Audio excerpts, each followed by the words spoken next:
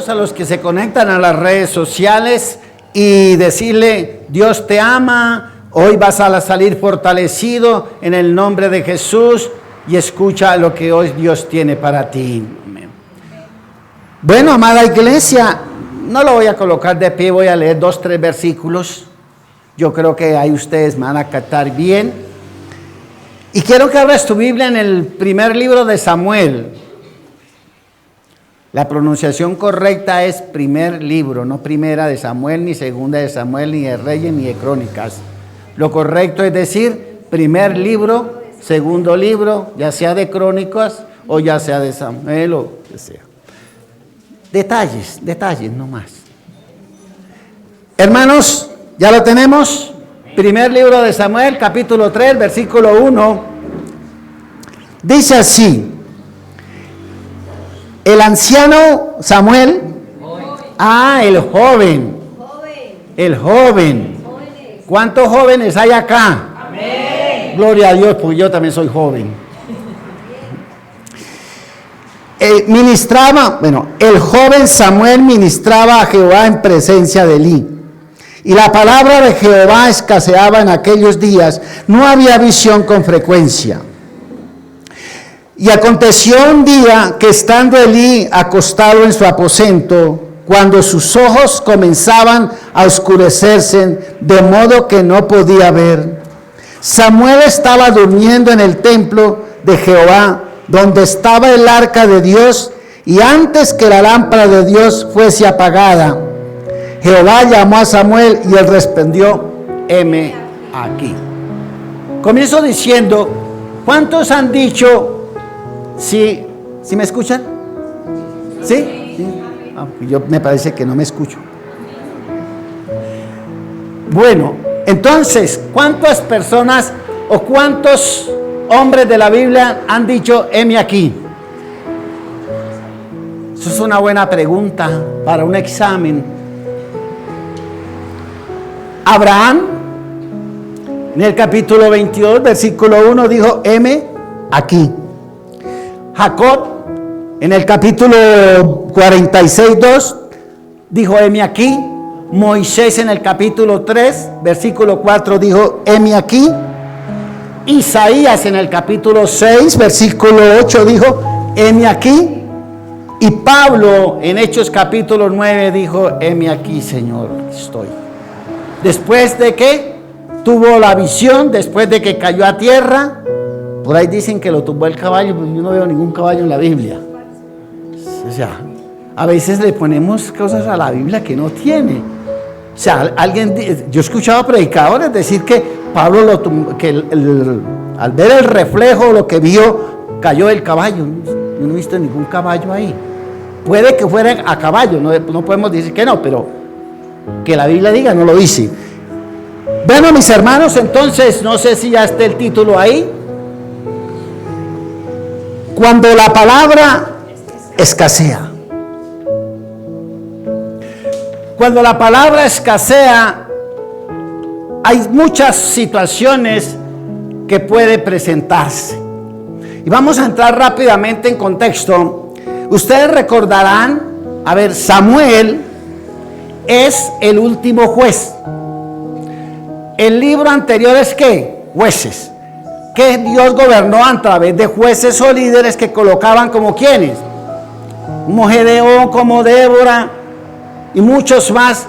El periodo de jueces se calcula y uno piensa que eso fue en un año, tal vez que pasaron todas esas cosas, pero cuando se habla se dice que fue un periodo más o menos de 350 años que duró el periodo del juez. Porque si usted coge y hace cuentas, coja. Unos gobernaron 40 años, otros gobernaron 10 años, 30. Es decir, es mucho el tiempo. Y todos sabemos que fue el periodo donde el pueblo de Israel es el que quizás más claro deja ver el corazón del hombre. Porque aunque en ese tiempo se habla de lo que le pasó a Israel, para este tiempo pasa lo mismo que pasaba en ese entonces con el pueblo de Israel. Y aquí vemos que entonces, pero miremos rápidamente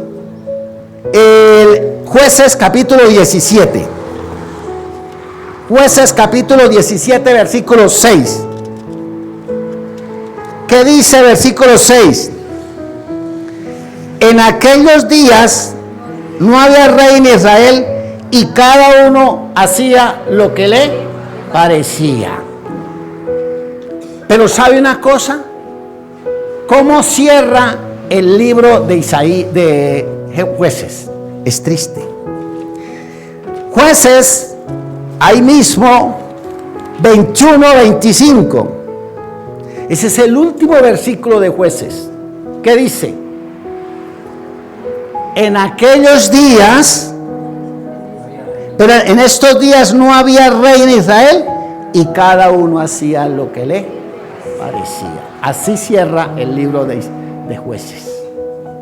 O sea, que fueron 300 y pico de años que el pueblo de Israel vio cómo caía moral, espiritual y socialmente, cómo la familia se destruía, pero vio también durante esos años cómo Dios levantaba un juez, levantaba un líder y los volvía a levantar por misericordia, no porque fuera el pueblo de Israel ni porque ellos lo merecieran, no, por el amor y la misericordia, como dijo el Señor, porque he jurado por mí mismo que este pueblo lo levantaré, porque es el pueblo escogido y Dios le tuvo compasión y aún tiene compasión también por los que Él ha escogido a través de Jesucristo. Y si usted mira, siéntese en su casa, deje el celular a un lado un poquito, apague el televisor y léase el capítulo 19, 20 y 21 de Jueces para que usted se dé cuenta cómo termina de triste este libro. Termina con una violación de la mujer del levita. ¿No han leído? Hay que leer. Y viene la guerra, la primera guerra civil que hubo en el pueblo de Israel, que fue la destrucción de la tribu de Benjamín. Porque los que violaron a la mujer del levita fueron los de la tribu de Benjamín. Y cierra así el libro. Pero cuando usted mira cómo cierra el libro diciendo, no había rey y cada uno hacía lo que le parecía. Y cuando uno arranca y mira a Samuel, que es el último juez, comienza diciendo que no había, que la palabra era escasa en ese tiempo. Mire, mis hermanos, la palabra escaseaba en ese tiempo. Los sacerdotes habían corrompido. No había, y cuando dice la palabra que escasea, la palabra es que, perdónenme la redundancia, es que resulta que Dios no hablaba. Dice que tampoco había visión con frecuencia, porque era muy normal en el Antiguo Testamento que hubiese visión y también hubiese palabra revelada en el caso de los profetas. Los profetas sabían también, Moisés, que fue el profeta, ya no estaba tampoco. Josué, que había entrado a Canaán y un día se paró cuando ya se estaba despidiendo del pueblo y le dijo, yo y mi casa serviremos a Dios, ya no estaba. Y miremos Jueces 2:10 para hacer un pequeño recuento de las cosas, hermanos, que quiero que ustedes en esta mañana entiendan. Jueces 2:10. Y toda aquella, murió Josué, y mire lo que pasa, y toda aquella generación también fue reunida a sus padres, y se levantó después de ellos otra generación que no conocía a Jehová, ni la obra que había hecho por Israel. Escaseaba la palabra, no había palabra. Este 2:10 tal vez lo vamos a volver a ver cuando hable algunos mensajes sobre la familia.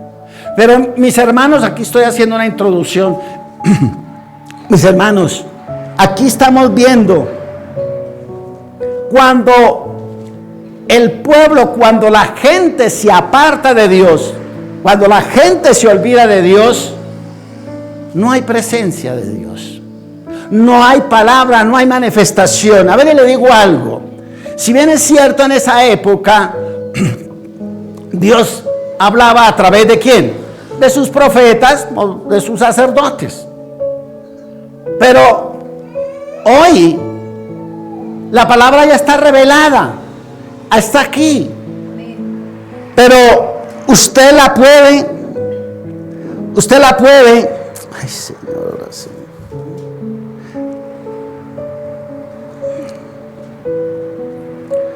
Usted la puede leer y usted la puede, si es que la lee, pero resulta que vamos a ver lo siguiente, porque no es leer la palabra por leerla, no es eso, no. Mire, ¿dónde estaba Samuel? ¿Dónde estaba Samuel? En el templo. A ver, iglesia, ayúdenme a predicar, no me dejen solo. Samuel estaba en el templo ¿desde cuándo? Cuando cumplió, ¿cuántos años lo llevaron al templo? 3 años. En el pueblo de Israel destetaban los niños a los 3 años, no a los 30, era a los 3 años que los destetaban. Por eso, y fue llevado allí para dejarlo en el templo a cargo de ¿quién? Del sacerdote Elí. Oiga, madres y padres, este será otro tema que toque en familia. Aquí estoy haciendo algo por él. Esta mujer, ustedes saben en la historia de Ana, no necesito explicarla porque todos la conocen. Ana llevó a su hijo a los 3 años, se desprendió de él.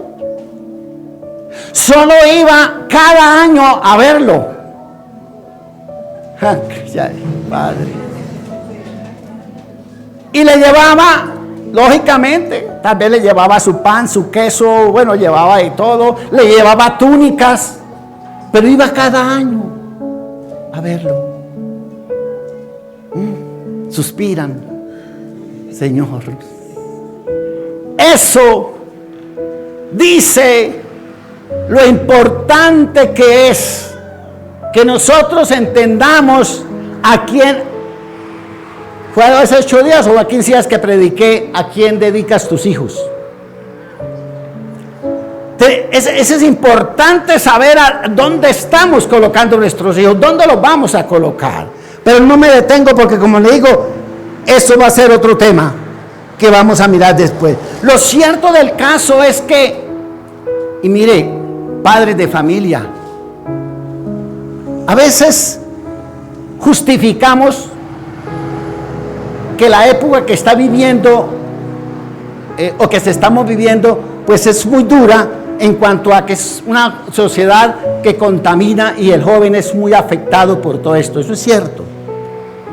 Y sabemos, hermanos, que sí, el muchacho en el colegio, el muchacho en la universidad, aún en el barrio donde vaya, siempre será rodeado de una cantidad de cosas.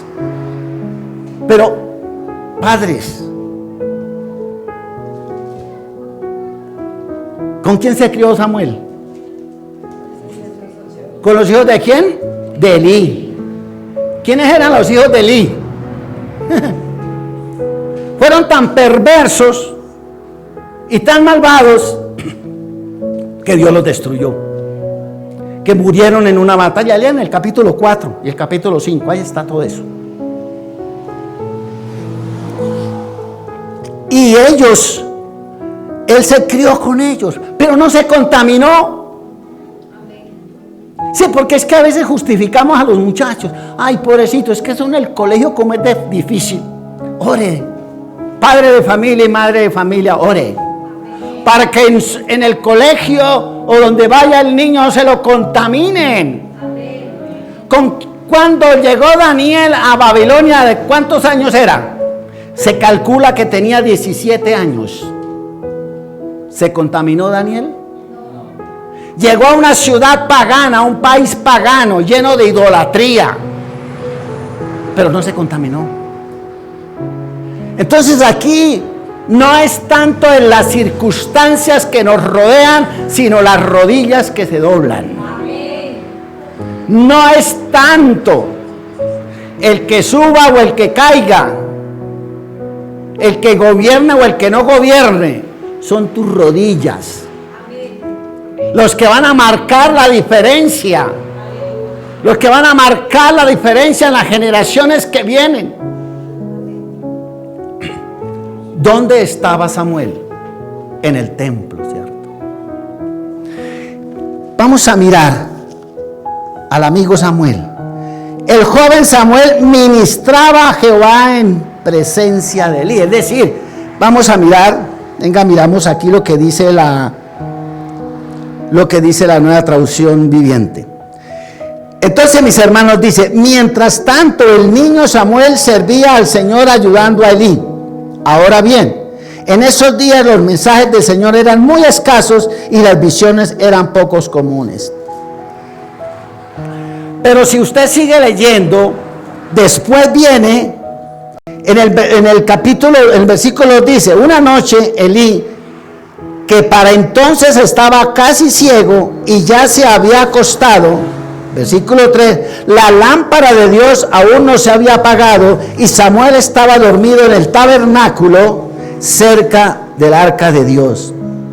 De pronto el Señor llamó a Samuel. Sí, respondió Samuel, ¿qué quieres? Bueno, dejémoslo ahí, ustedes pueden leer en su casa porque no tengo tiempo, pero vuelvo a lo que voy a decir. Samuel estaba, ¿dónde vivía Samuel? ¿Dónde estaba Samuel? ¿Dónde dormía Samuel? En el templo. Cerca del arca del pacto, donde estaba la presencia de Dios, donde se manifestaba la presencia de Dios. Qué tremendo. Lo que es levantar un hijo cerca de la presencia de Dios. Lo que es importante, levantar un hijo cerca de la presencia de Dios. Ahí está, mi hermano. Samuel fue levantado en la presencia de Dios. Él estaba con Elí, lógicamente Elí era el encargado de guiarlo, el encargado de formarlo espiritualmente. Y Samuel está ahí. Y una noche, algunos dicen, usted sabe que la Biblia hay cosas que no menciona, pues algunos estudios, cálculos que se hacen. Samuel podía tener 12, 13 años cuando Dios le habló. Pero aquí vamos a ver algo muy importante. Comencemos porque Samuel estaba en el templo cuando Dios le habló.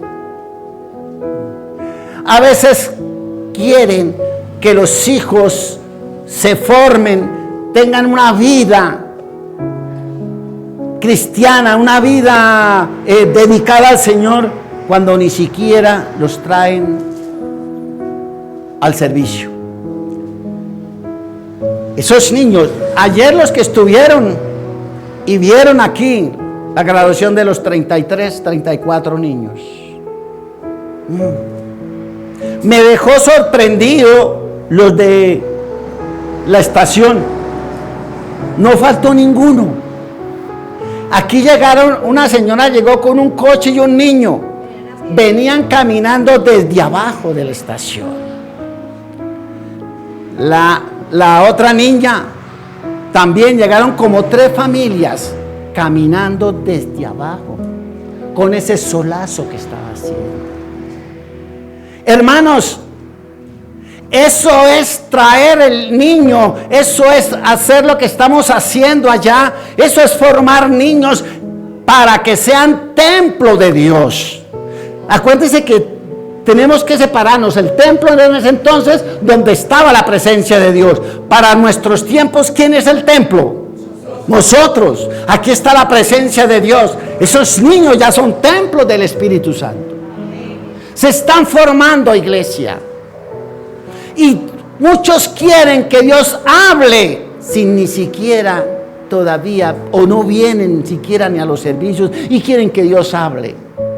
Y vuelvo a decirle, y vamos diciendo, ¿dónde estaba Samuel cuando Dios le habló? En el templo, ¿cierto? ¿Dónde estaba ¿dónde estaba Isaías cuando Dios le habló? Cuando vio la gloria de Dios. En el templo. ¿Dónde estaba Zacarías cuando recibió la revelación y el anuncio de que tendría un hijo, aunque Elizabeth era estéril? ¿Dónde estaba? Estaba en el templo. Dice la palabra que como eran por turnos, eran grupos de sacerdotes por turno, ese día le tocó a él ministrar.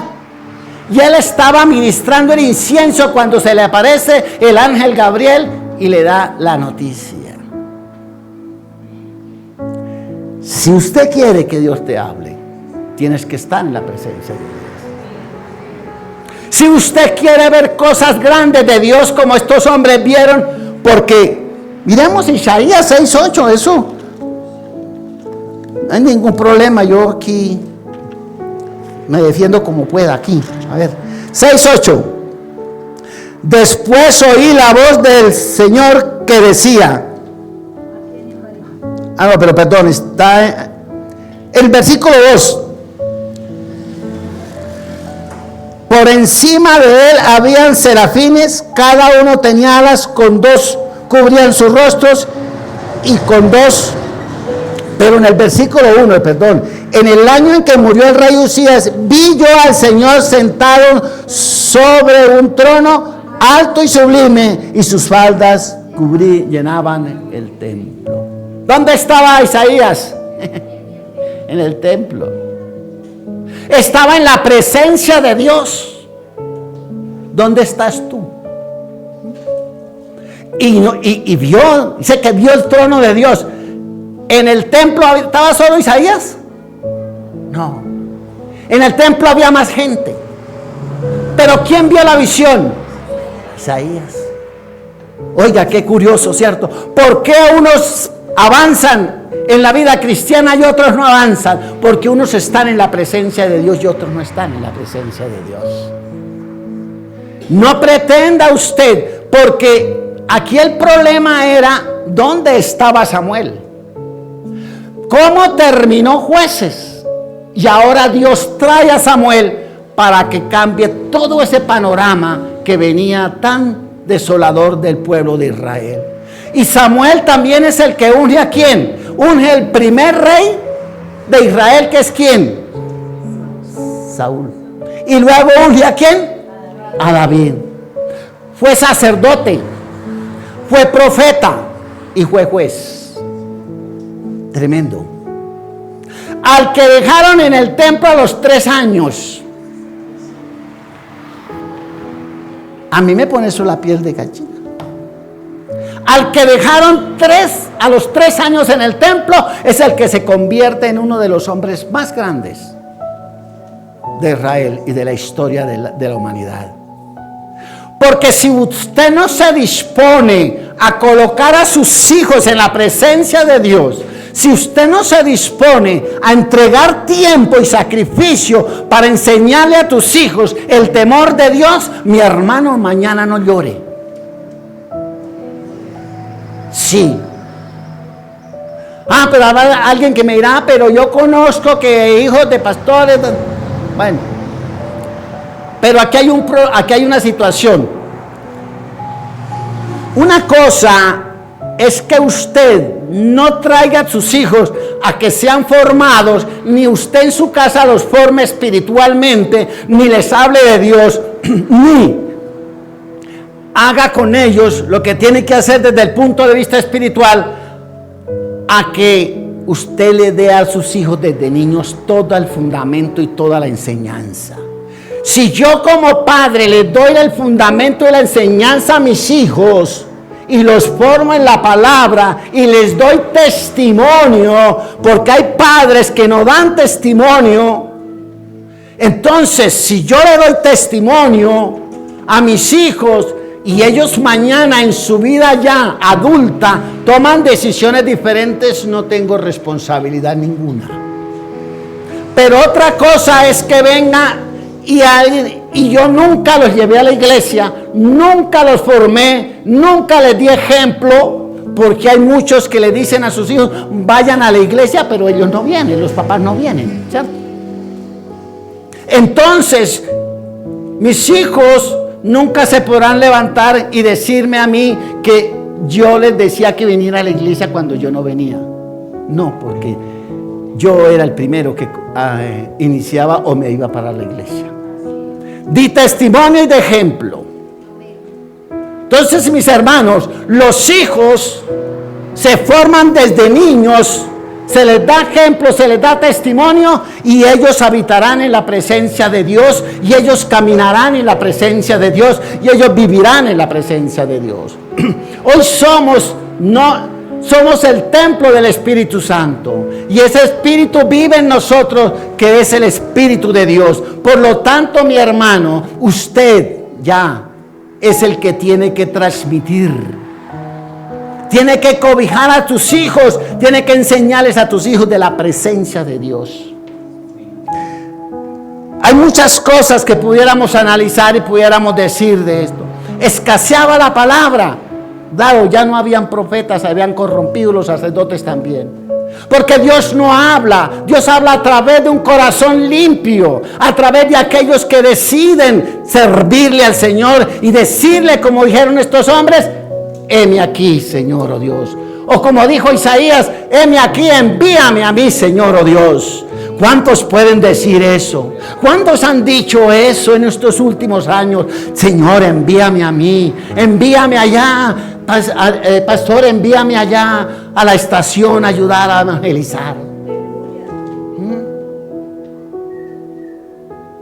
Los obreros son pocos, pero hay mucho trabajo por hacer. Doy gloria al Señor por todos los que han colaborado y han trabajado en este trabajo que se hizo con los niños en lo de Samaritano. Los niños dan ejemplo. Los niños oran. Aquí hay niños que ya oran. Creo que el que me contó que fue Cecia que le dijo a la profesora, venga, lloro. Alinson, bueno, hoy no la trajeron. Y que la profesora le ha dicho que tenía yo no sé qué, dolor de muela. Y entonces ella dijo, venga, oro. Una niña de ¿cuántos años? 4 años. Le da ejemplo a los adultos. ¿Pero por qué? Porque esa niña la están trayendo aquí desde muy pequeñita. Aquí hay niños que oran ya, ¿o no, Stephanie? Ya hay muchos niños que oran. Samuel es otro que dice, vamos, habla de la palabra y todas esas cosas. ¿Por qué? Porque se les está enseñando a que conozcan de Dios, que sepan que es andar en la presencia de Dios. Y ¿usted cree que esa oración de un niño se diga 4 palabras? Vale más que una oración de nosotros 3 horas. Porque el niño tiene el corazón limpio y puro. Porque en el corazón de un niño, como los que están allá, está limpio, no odian, no viven tristes ni amargados, ni tienen odio en su corazón, ni rechazan a nadie. Para ellos todos, ellos juegan entre todos, pelean y vuelven y se contentan. Usted ve 2 niños peleando y a los 5 minuticos o antes ya están los 2 otra vez jugando. Porque el corazón del niño está limpio. ¿Usted cree que una oración de esas Dios no la escucha? Hermanos, yo esto lo digo a la iglesia para que despierte. Hay un trabajo grande que hacer con la niñez de este tiempo. Pero necesitamos obreros, necesitamos gente. Mire, mi hermano, le voy a decir algo aquí. Hombre, mi hermano, si usted no tiene tiempo, no le gustan esas cosas, por lo menos dé una ofrenda para llevarle refrigerio a esos niños. Sí, hagamos algo, hermanos. Ya dejemos, no miremos esto como un estadio. En un estadio juegan 22 personas y puede tener 70,000 personas en el estadio. O sea que 22 juegan y 70,000 miran. Así estamos en las iglesias. Pero necesitamos que los niños, para poder ver un Samuel como el que aquí nos habla la palabra de Dios hoy, escaseaba la palabra, o sea, no había quien predicara. Si viniéramos, si yo le dijera a usted cómo traemos esto a hoy, ¿usted qué diría? En ese tiempo no habían profetas, ya en ese momento, los que habían, usted ya sabe, no habían sacerdotes, también no había forma, hasta que vino ya Samuel. Pero para nuestros tiempos, yo creo dos cosas. Uno, se predica y usted ve mensajes por todos lados. Usted ve predicación de la palabra, las redes sociales inundadas, YouTube, Facebook. Pero ¿qué piensan de esas palabras que se predican? En la gran mayoría, no estoy diciendo que todo, pero en un 90% usted se pone a analizar y qué es esa palabra que se predica. Algunos están en las redes, perdónenme la expresión, en competencia y están en discusiones teológicas. ¿Quién tiene la razón? ¿Quién habla mejor? ¿O cuánto le dan más me gusta a esos tipos de que se hacen, de videos o lo que sea? La palabra sí está inundada las redes sociales de palabra, pero la palabra verdadera escasea. Si usted trae lo que pasó en la época de Samuel, es la misma que estamos viviendo hoy. El verdadero evangelio ya hoy no es muy poco predicado. El verdadero evangelio lo han manipulado, lo han acomodado. Hoy se predica un evangelio sin pecado. Se predica un evangelio sin infierno y sin cielo. Y le digo una cosa, Jesús habló más del infierno que del cielo. Si quiere, investíguelo. Y ese evangelio ya no se puede predicar del pecado, no se puede predicar del evangelio, no se puede predicar del infierno, no se puede predicar de arrepentimiento. Nada de eso. Entonces se está viviendo una palabra, está escaseando la palabra que está aquí escrita. O sea, la palabra donde decía los apóstoles, arrepiéntanse. Juan el Bautista comenzó diciendo que arrepentidos y convertidos de sus perversos caminos. Arrepiéntanse, generación de víboras. ¿Qué tal? Oiga, ya uno por ahí porque hizo una cosita, uy, no, pastor, usted está hablando muy duro. Y la predicación de Juan el Bautista era: generación de víboras, arrepiéntanse. Jesús le dijo a los fariseos y a los escribas: hijos del diablo, vosotros sois hijos del diablo porque a mí me rechazáis. Yo les hablo la verdad, yo les hablo de mi mensaje de salvación, que he sido enviado por el Padre para salvarlos a ustedes. Pero no, ellos lo rechazaban y lo rechazaron. Lo mismo que pasa en este tiempo. Hay un evangelio que ya no necesita, ya no hay pecado. Porque como le dicen a la gente, tranquilo, salvo siempre salvo. Óigame, yo escuché a alguien diciendo: ya Jesús pagó todo allá en la cruz, usted tranquilo. Sí, Jesús pagó en la cruz. Él murió en la cruz y Él se entregó por nuestras vidas. Pero la palabra dice que yo tengo que recibirlo. ¿Por qué? Por fe, aceptarlo a Él y vivir ¿en qué? En santidad. O sea que el evangelio de hoy no necesita santidad. El evangelio de santidad era para los apóstoles y los tiempos de los apóstoles. Ya no necesitamos un evangelio de santidad. O sea que ya no se debe predicar de santidad. No, hoy se debe predicar más bien de la camioneta, de la casa, traiga aquí y siembre y verá a mi hermano que la cuenta como le crece allá en el banco. Ese es el evangelio de hoy. La palabra verdadera escasea porque el evangelio lo pervirtieron, lo manipulan, lo hacen que se vuelva algo para beneficio personal.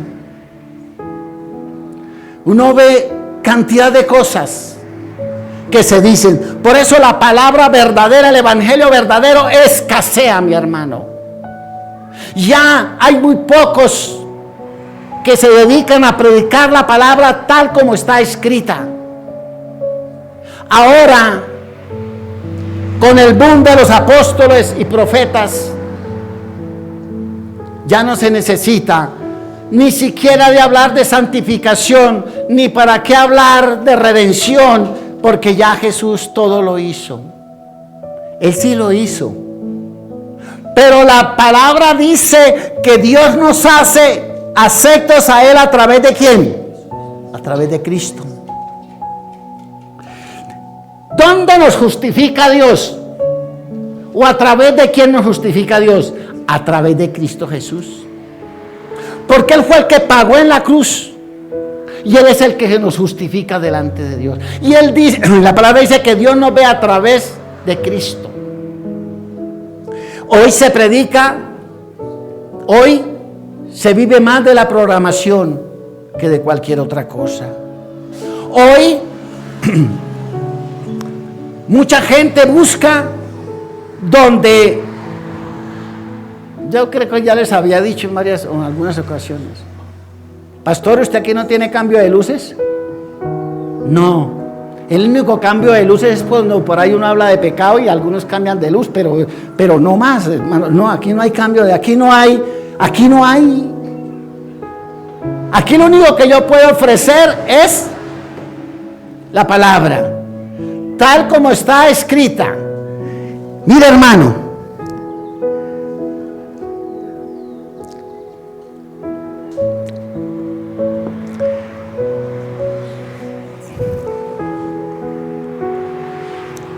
tenga presente esto: cuando la palabra escasea, se puede perder una generación. ¿Sí o no? Las generaciones se pueden perder. Si usted no habla de Cristo en tu casa, a tus hijos, entonces esa generación se va a perder, iglesia. Esa generación se pierde si usted en su casa no hace lo que tiene que hacer, no lleva la presencia de Dios allí. Ahora, cuando, mi hermano, la palabra escasea, hay decadencia moral, espiritual y social. ¿Cómo terminó Jueces? ¿Cómo termina el libro de Jueces? Porque había decadencia moral y espiritual, mi hermano. Esos son los riesgos, Señor. Y cuando escasea la palabra, el sacerdocio, ¿cuántos sacerdotes hay acá? Hay decadencia sacerdotal. ¿La tenemos hoy? Claro que la tenemos hoy. Hay padres que ya se quitaron la correa, pero la colgaron. Ya no gobiernan en las casas. Ya no rigen en las casas. Ya no son el sacerdote. Esposas, al esposo hay que dar el lugar que le corresponde. Déjelo ser sacerdote, porque también sabemos y entendemos que hay casas donde no dejan al esposo ser sacerdote. Así es, de clarito. Lo que la esposa diga, y como diga, y a la hora que diga, y cuando diga, y punto, y cállese, y ni más. Eso no es de un hogar cristiano. Eso no es de un hogar cristiano. El hogar cristiano sabe que el padre es el sacerdote y se le debe respetar como sacerdote. En el hogar cristiano la esposa debe cumplir el lugar que le corresponde, y el hombre también debe volver y ceñirse los lomos. Cómprese una correa nueva y ciñase bien los pantalones, hermano. Sí, y los que están solteros, eso no es decirme caso. Sí. Así que mis hermanos, entonces, la decadencia sacerdotal ha llevado a que en la familia se pierdan muchos valores y se pierdan muchas cosas. Donde los hijos, mire, voy a decir algo. Oiga, yo terminé predicando de la familia, ¿no? Sí. Ya arrancamos la serie de familia. Mire, hay madres en la casa. Por allá hay un dicho que dice que le dicen a uno ni raja ni presta el hacha. ¿Cómo cogen las mamás? Le voy a castigar. Le voy a castigar. Le voy a dar. Y es que se gastan 3 días con el mismo. Y déle el cirilín. Y va a intervenir el papá. No. Déjeme al niño quieto. Al niño no me lo toca. Yo lo educo. Yo lo alcahueteo. Porque nosotros los padres sí no estamos con eso. Y aquí está mi hija. Yo, cuando tuve que darles correa, les di correa y listo. Y aquí estoy, gloria a Dios, aleluya. El hogar funciona. No perfecto, pero funciona. Pero eso de que, no. Mañana, si usted me vuelve a hacer lo mismo, mañana sí le doy. Pasan 4 días, pasan 1 mes, 2 meses, y no pasa nada. La educación del hijo se desvía. Y entonces el muchacho dice, yo me pego a las nalgas de mamá, y mamá me defiende. Cuando papá me vaya a pegar, o me vaya a corregir, me vaya a disciplinar, entonces yo me meto en las nalgas de mamá, y mamá me salva. Ahí se pierde toda autoridad y se pierde todo lo que es, lo que está estipulado aquí, lo que debe ser un hogar cristiano. Así que, mis hermanos, el sacerdocio cayó en ese tiempo como ha caído hoy. Y mis hermanos, tengan presente, el evangelio es el único que puede cambiar la vida de una persona. El evangelio es lo único que sostiene un hogar. Jesucristo es el único que sostiene un hogar. ¿Cómo es? Doblez de 3, cordón de 3 dobleces. No se suelta, no se daña. ¿Y cuáles son esos 3? ¿Usted se ha preguntado? Esposos, estamos hablando ahí, habla de esposos. Entonces, esposo, esposa y Cristo en el centro. Ese es el doblez que nunca se va a soltar. Ese es el hogar que, por más que, como dijo Jesús cuando habló de los cimientos, el que construyó, el que oye la palabra y la hace, lo compararé al hombre prudente que construyó ¿sobre qué? Sobre la roca. Vino los tiempos difíciles, vino las tempestades, el río vino con todo, golpeó esa casa, pero no ¿qué? No cayó. Pero aquel que oye mi palabra y no la hace, lo compararé al hombre necio que construyó ¿sobre qué? Sobre la arena. Y vienen ahora, usted no, bueno, los que hemos de la costa a veces acostumbramos a hacer cosas a orilla del mar con la arena, pero en ese momento viene una ola y se llevó todo lo que usted ha hecho. Eso, ahí está claro ese ejemplo. O sea, si usted construye sobre la arena, viene el río, viene la tempestad, viene el viento, viene lo que sea, y todo se derriba. Si usted quiere, mi hermano, que en su casa permanezca Cristo, o permanezca el hogar, tienes que tener a Cristo en el hogar. Pero no lo saque del hogar. Hay gente que le cierra la puerta a Cristo. Nunca se hace un devocional, nunca se ora, nunca se alaba a Dios y dirá Dios dirá Jesús a qué voy a entrar en esa casa. Sí. Mire, Jesús es un caballero, elegante, educado. Él entra donde lo invitan. Él no se cuela.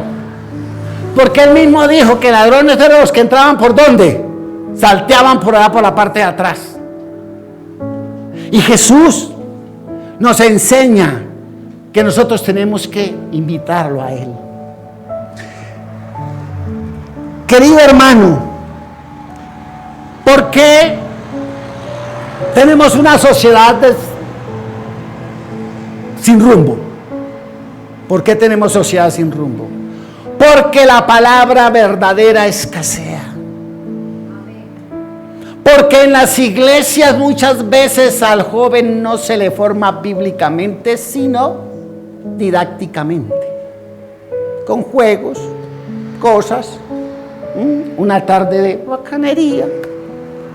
Al niño hay que enseñarle desde temprano a que aprenda el evangelio, la palabra verdadera, para que él se forme y se levante verdaderamente. Tengamos hijos de bendición, tengamos gente. Mañana, yo no sé de esos niños que están adentro y de los que se graduaron ayer, de esos 33, que para su información, nosotros vamos a seguir trabajando en la estación con esos niños. Y con los padres entramos ya a la segunda etapa, que es trabajar también con los padres. Eso se llama llevar la palabra para que esos niños cambien, para que esas familias sean mejor, porque lo que hace la palabra es cambiar las vidas y hacer que los hogares sean firmes y estables. Necesitamos hogares firmes y estables, pero solo la palabra del Señor lo hace, solo Dios lo hace. Ahora, mis queridos hermanos, en el libro, miremos Hechos, creo que no lo coloqué allá, Hechos 19:10, si no estoy malo, creo que sí le dije Hechos 19:10. Me encanta esto. Así continuó por espacio de 2 años, está hablando Pablo cuando llegó a Éfeso, de manera que todos los que habitaban en Asia, judíos y griegos, oyeron la palabra del Señor Jesús. Todos los que habitaban en Asia, judíos y griegos, escucharon la palabra del Señor. Cuando la palabra escasea, no hay nadie que predique ni enseñe. Pablo iba por todos los lugares enseñando y predicando la palabra, que es lo mismo que nosotros tenemos que hacer en todo este sector, hermano.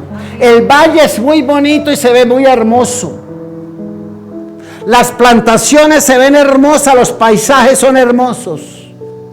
Pero en medio de ese paisaje hermoso y en medio de esas plantaciones hermosas, también se mueve ¿quién?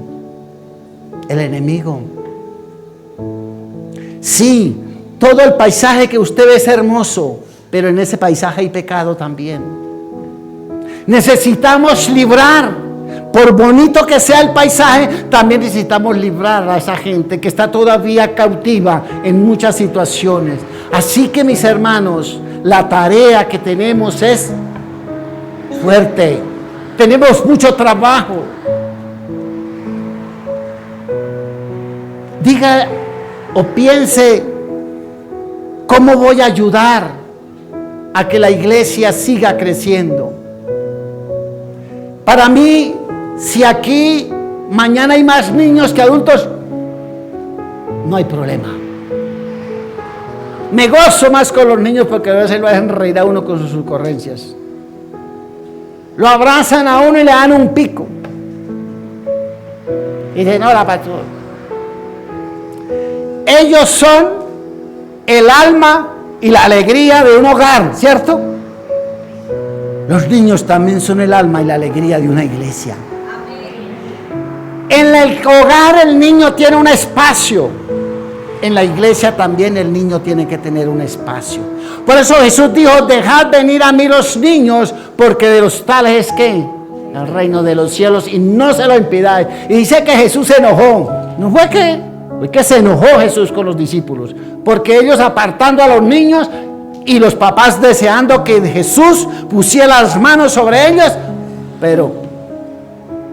y por eso yo les decía ayer a los padres que eran aquí, no impidan que sus hijos vayan a escuchar palabra. No impidan, hermanos. Así que, amados hermanos, cuando la palabra escasea tenemos muchos problemas. Se debilita la familia, la nación. Colóquenme Proverbios 29, 18, creo que es. Proverbios 29, 18. Vamos a ver si 29, 18, por aquí está 29, 18. Sin profecía el pueblo se ¿qué? Desenfrena. Mas el que guarda la ley es ¿qué? Bienaventurado. ¿Por qué una nación se desvía y se destruye? Porque no hay palabra, porque no hay predicadores de la verdad. Cristo respalda su palabra, no la palabra de los hombres. Los profetas en el Antiguo Testamento, cuando hablaban, lo primero que dejaban ver era que la palabra no era de ellos, sino ¿de quién? De Dios. Cuando tú prediques, deja que Cristo sea, o el que se vea sea Cristo, no usted el predicador. No. Usted tiene que estar oculto. Y el que se vea tiene que ser Cristo en la predicación. Sea Cristo el que se le da la honra y la gloria, mi hermano. Y pensemos muchos, mire, hoy, quizás en estos días más que nunca, muchos quieren otro país diferente. La pregunta que uno hace es, ¿qué está haciendo usted por ese país diferente? ¿Qué está haciendo usted, por ejemplo, en tu hogar con sus hijos? Porque ellos serán el futuro del país. ¿Cómo los voy a lanzar a ellos a la vida? ¿Los lanzo sin la palabra o con la palabra? ¿Llevan la palabra en el corazón o no la llevan? Es que eso es lo que tenemos que mirar. Un país sí cambia cuando usted cambie. Un país sí cambia cuando usted tenga temor de Dios. Un país sí cambia cuando usted le sirve al Señor. Porque cada vez que usted lleve la palabra, aquel que robó, aquel que atracó, aquel que es homosexual, aquel que, en fin, hizo maldad, esa alma, esa persona va a cambiar. Eso quiere decir que el país también va a cambiar, porque ya hay uno menos que hace mal y que hace daño. El trabajo está en nosotros, amada iglesia. No olvide, y yo le digo algo por último ya. Usted, ¿cómo cree que está en su casa la palabra? ¿Escasea o abunda la palabra? ¿Cómo está la palabra en usted, personalmente? ¿Cómo está la palabra en tu corazón? ¿Escasea o abunda? ¿Qué palabra hay en tu corazón? ¿El verdadero evangelio de Cristo o el que te han pintado ahora, que es un evangelio sin pecado? Haga lo que quiera. ¿El Señor ya lo perdonó? No. ¿Cuánto hay en su corazón de palabra? ¿Qué tanto honra usted la palabra en su corazón? ¿Qué tanto honra usted la palabra en su vida? Así que, mi hermano, piénselo. Si usted, ¿cómo está la palabra en su vida y en su hogar? ¿Escasea o abunda? Para los que se conectaron a las redes sociales, si a usted nadie le ha hablado de Cristo, hoy pídale al Señor. Y hoy vamos a pedirle también al Señor que le envíe a alguien que te hable de Cristo, pero que te hable del verdadero evangelio. Dios quiera, mi hermano, que usted hoy y en esta semana, si no ha tenido la oportunidad de alguien que le hable de Cristo, en esta semana alguien te va a hablar de Cristo. Recíbelo y escúchelo y órele al Señor, porque Dios quiere que tu vida cambie y tú seas también diferente, para que tengamos también un país diferente. Amén.